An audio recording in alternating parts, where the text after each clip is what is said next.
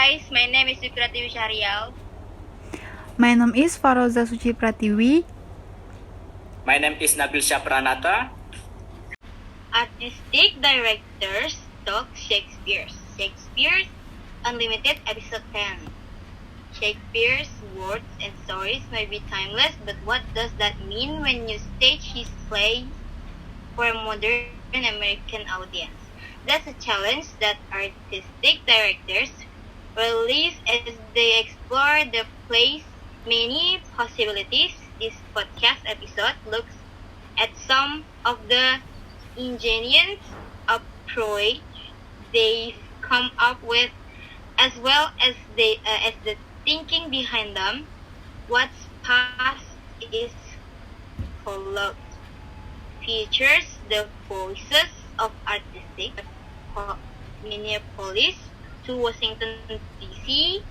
These interviews were first conducted for the Folgers NEH funded radio documentary series Shakespeare's in American Life, product in 2007 to commemorate the Folgers 75th anniversary. From the Shakespeare's Unlimited podcast series, September 10, 2014. Folger Shakespeare Library. All rights reserved. The podcast episode, What's Past is Prologue, was written and produced for the Folger Shakespeare Library by Richard Paul.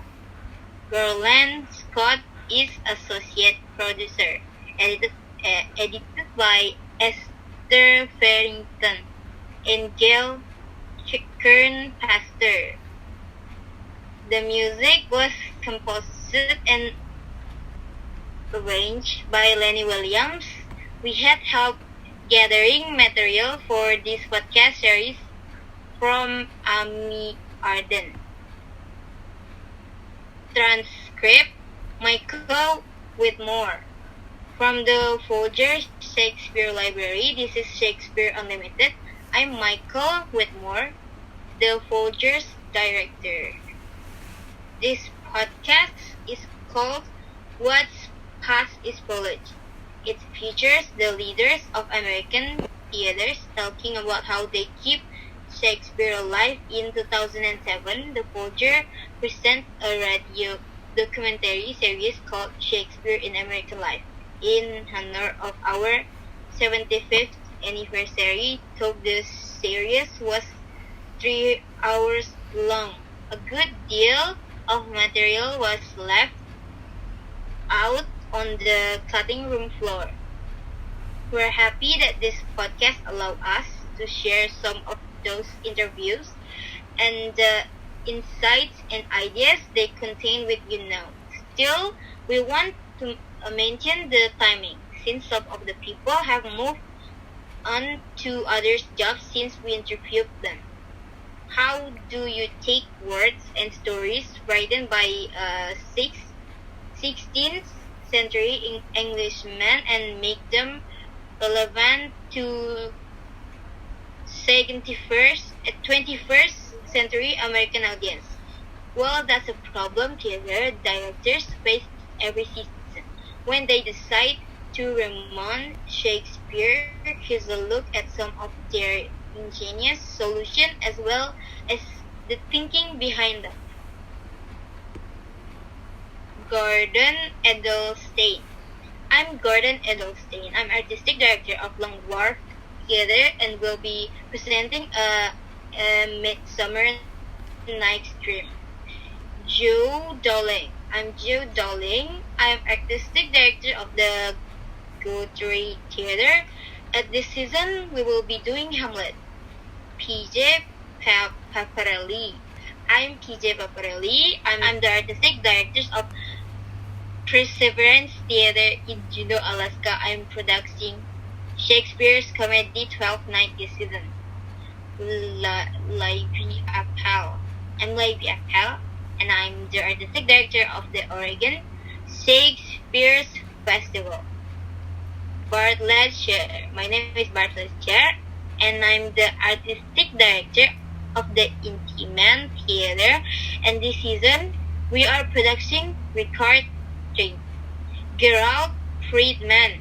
My name is Gerald Friedman, and I'm dean of the School of Drama at the North California School of the Arts.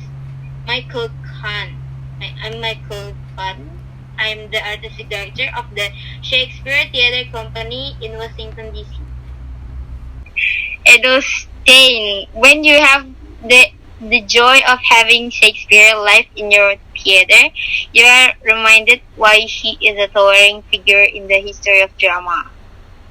Sir, so much of modern drama has come from Shakespeare, and having him in the season once a year allows our audience to see the greatest theater from 400 years ago, as well as the greatest theater from now.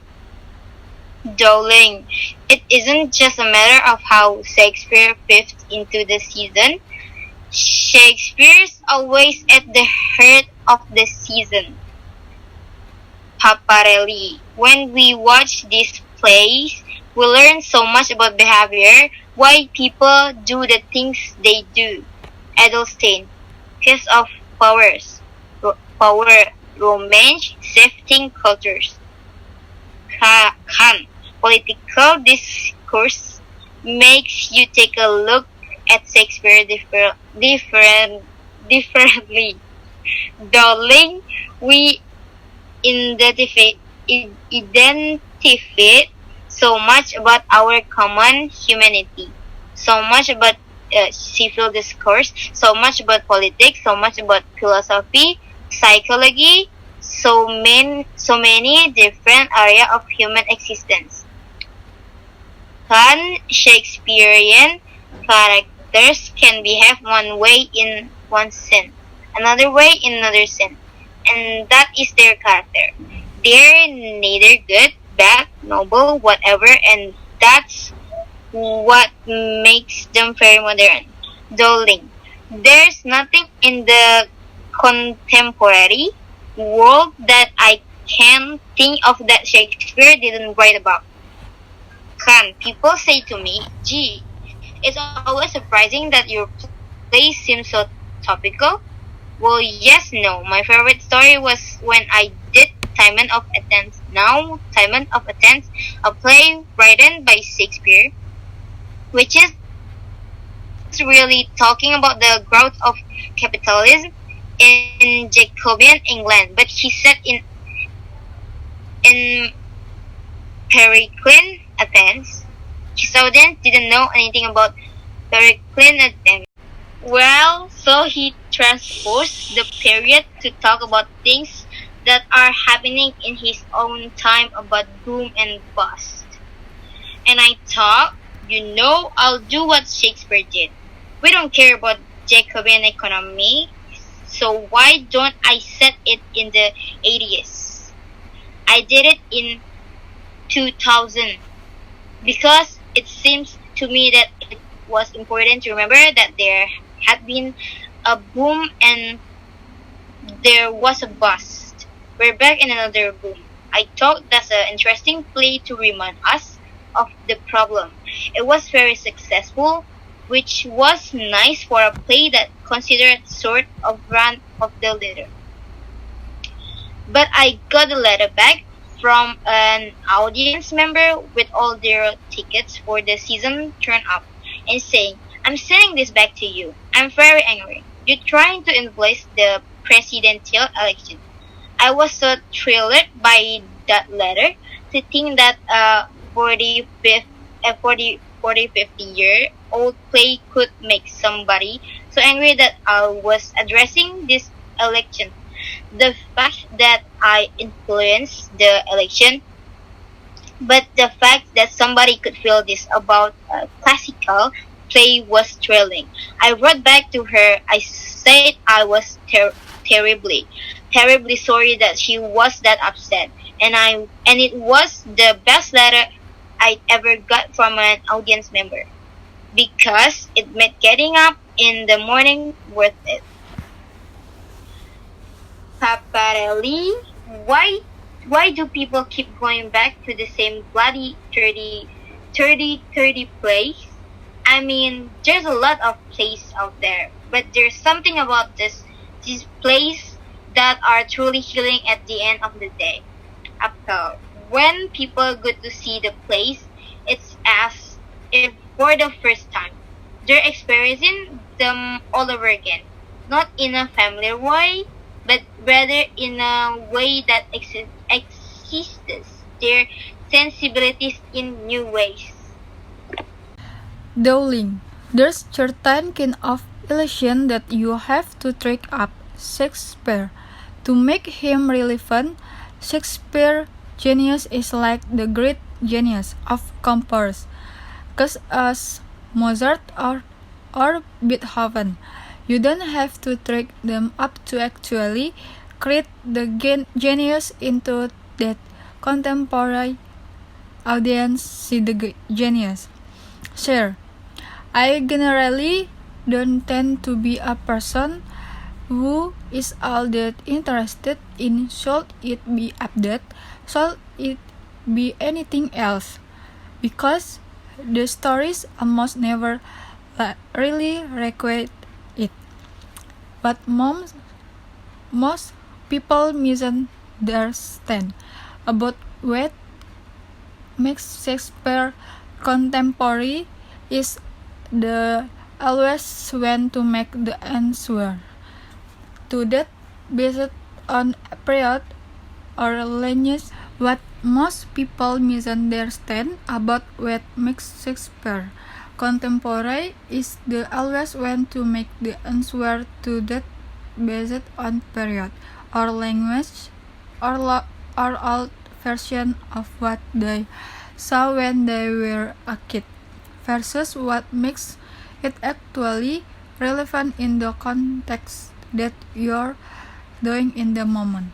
Dowling, there is no trick to Shakespeare production other than to actually listen to the text on the play with an honest and directness.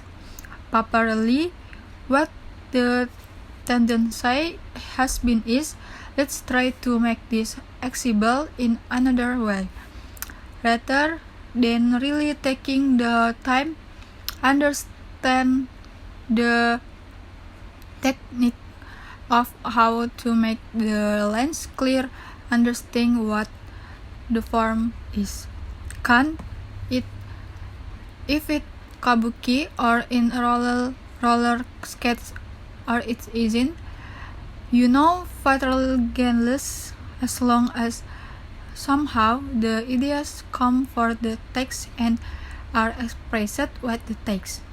Dowling, I've seen production with motorcycles on stage that have worked perfectly well, and I've seen production where everybody is dressed like gangster that were perfectly awful.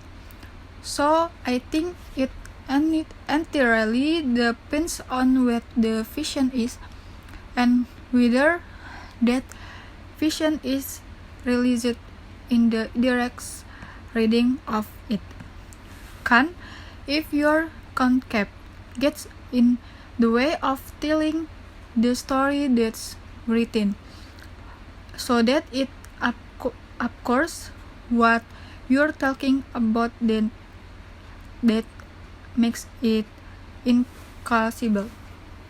Friedman, my guiding principle is whatever do I think Shakespeare intended this to have on his audience, and how can I create that kind of immediacy? How now today? Apparently there was this period of time where everyone was modernizing Shakespeare, and I think now and I found myself as a director, creating a more timeless world now. One that feels half in the past, half in the present, but I'm hoping that people have started to come back around to understanding that the real power of Shakespeare play is in the language, and that we've kind of exhausted all this sort of external ways of making it accessible. Apple, I still get the occasional letter of why can't the festival go back to showing us Elizabethan Shakespeare? I'm not interested in seeing your modern interpretation. Sure, I think that traditional performance in people's mind means something from either Stratford, Ontario in the 50s and 90s, 70s. Dowling, traditional, usually means played in wide the big conventional during the Victorian era. Certain kind of the clothes, some sense of Elizabethness, and then why then mean when they think of traditional Shakespeare versus contemporary Shakespeare. Edelstein, you have to, of course, ask the question, what is doing Shakespeare his way? When he died, Julius Caesar at the Globe. He then put people in Tugas. He put people in Elizabeth customers. Can everybody was his modern dress in Shakespeare time. So, if you really want to talk about what's traditional Shakespeare, I guess they will be Indians. Apple, I'm not very sure when people say that wish that Shakespeare would be produced traditionally. I don't think there in such a thing. There wide period after Shakespeare died and for the next, really true to the 300 years, where Shakespearean plays with formed by great actor-director, and they change the play from their own style.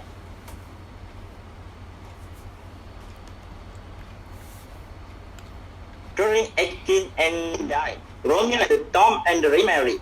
Then, in the early part of the 20th century, Harley Grenville Baker and William Paul really found the extant plays and went back to doing the plays simply as written.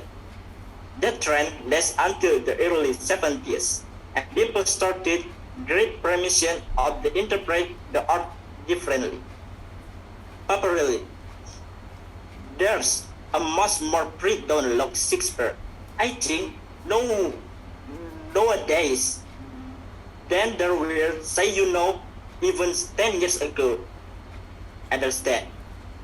Whether you make it contemporary or not contemporary is completely beside the point. The point is, are you making the next clear? And how are you making the speak to audience that you have today? I think you can actually talk about the culture by the way Shakespeareans perform it. The thing is that when they talk about the Garrick was, a realistic actor. I imagine if we saw Garrick now, we would find him very regular. I agree of John Gielgud. He was brilliant, genius actor. When I listen to him now, we would not want to talk the way.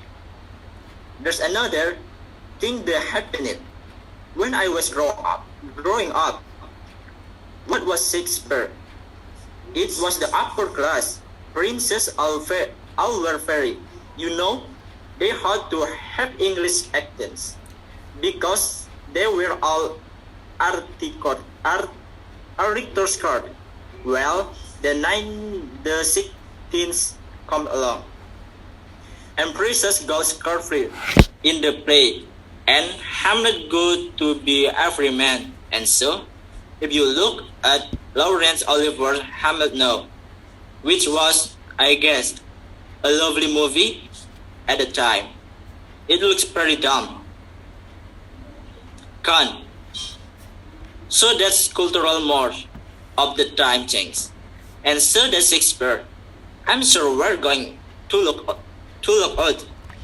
I actually think, as matter of fact, I said to my kids at school, at Juilliard the pretty soon we're going to be teaching 16th naturalism, 17th naturalism, 18th natural style.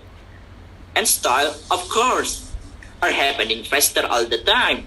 The only thing I don't want to see Shakespeare. Otherwise, we so don't do it anymore. Is thinking that is storing fatal fish. I thinking is storing facial. It's not the language. It's not visual. It is the language. Appel. I'm doing a production of Richard III, which is about 1040-85 period in English history. Now, Who is America is particularly interested in 1040-85 England, not necessarily at all. Most Americans don't even know what was going on in the 15th century in England. Shad and Richard, you have an entire culture, entire society standing by while tyranny is short of running rampant and not speaking up in the face of some kind of evil. Appel. Richard III resonates so strongly with the world that we live in, a world where people grab for power. The consequences of that power grab, the murderous spree of dictator. In order to keep their power, it resonates so strongly that people don't really need to know the English history at all to recognize the Shakespeare is speaking for our very own time. Sir, any time an interesting artist is going to approach a classic, they have to find the immediate significance for themselves and the culture they're living in at the moment. Friedman, in Titus Andronicus, when I was invited to direct that at the New York Shakespeare Festival, the tradition then is to have a lot of artificial blood on stage, but I was asked to do it during the Vietnam War, when the nightly newscast had real blood, people laying on the ground with limbs cooked off. I thought, well, this is ridiculous. You can't pretend to do that. So I abstracted it. I did it in metaphorical ways, using masks, for instance, and material, colored cloth, for instance, to indicate death or bleeding. I happened to be in Paris the night before Easter time, and I went to a church and I saw all the statue covered with proper cloth. And I thought, what is that? Well, during Lent they cover the statue with proper clothes, as if they were not there. I said, my goodness, I can use that. When somebody dies in Titus, I just involve them. Have somebody involve them with a cloth, and they weren't there. As a matter of fact, in the production, Titus has two of his children's head grown him on a tray or whatever to say, hey, this is your payback. Because I had been using half mask, I broke on half mask on the tray. And Walter Kerr, who was a famous critic at the time, Note that the audience gasped. It was more frightening than if you'd dropped in a fake hat. Apparel. When you have an African American playing Goneril, and a Caucasian playing Regan, and an Asian American woman playing Cordelia, you listen to those women and what the sister play is about with much different ears. Friedman, one director, did an Afrocentric Othello at which had tremendous impact. Actually, he took race out of the equation because we had the Lego as a black man and Othello as an Afrocentric general. And so the whole context changed. It was no longer about race. It was about something else. Understand. What the requirement is that you understand the text completely and as deeply as you possible can. Then you have to understand what it's doing and saying to you, and what it might be doing and saying to this moment in time. Apple, it is crucial to interpret the place within the sensibility of who you are as an interpretive artist for the world that you live in. You have got to be unafraid to express your personal connection to the place. Understand? You must take into account where you're doing the play and when you're doing to play. You are trying to communicate to a specific audience at a specific time, just like Shakespeare himself was doing. What does this play have to do with what it's like to be alive today, here and now? Properly, Peter Brook said the plays were like mirror bells. You know, like a disco ball, if you shine like on it just illuminates in a million different directions, and it all depends what kind of light you want to send on it, because the plays continually reveal themselves to you at different times of your life. It just means something else. Love means something else at a different time of your life. Lust means something different. Kan? It's the actor job to understand the play and then to find the best way to know how to eliminate that play.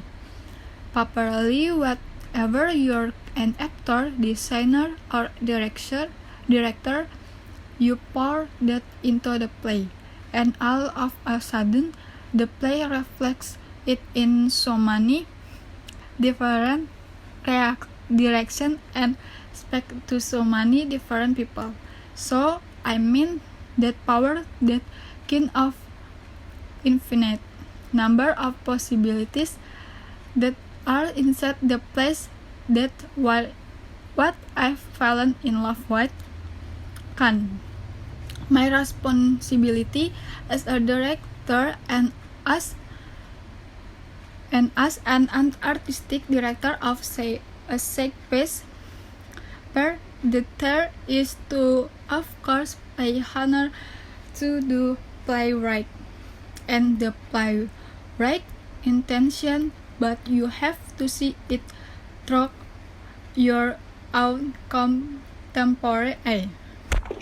With more, you've been hearing the voice of the Gordon Edelsting of Longworth Theatre, Joe Dowling of the Guthrie Theatre, Jared Friedman of the California School of the Arts, and Michael Kahn of the Shakespeare Theatre Company in Washington, D.C. You also have P.J. Pepperly, who is the now artistic director of the American Theatre Company in Chicago, Libby Apple, artistic director emerita of the Origin Shakespeare Festival, and Bertelser, who is now resident director at the Lincoln Center Theater in New York. What's But is Prologue was produced by Richard Paul. Gerald Scott was the associate producer. It was edited by Gil Kernprester and Esther Farrington. The music they played was composed and arranged by Lenny Williams. We had hit gathering material for the Shakespeare Unlimited podcast series from Amy Arden. Shakespeare Unlimited comes to you from Folger Shakespeare Library, home to the world's largest Shakespeare collection. The Folger is dedicated to advancing knowledge and the arts. You can find more about Folger at our website, Folger.edu, for the Folger Shakespeare Library. I'm Folger Director Michael Whitmore.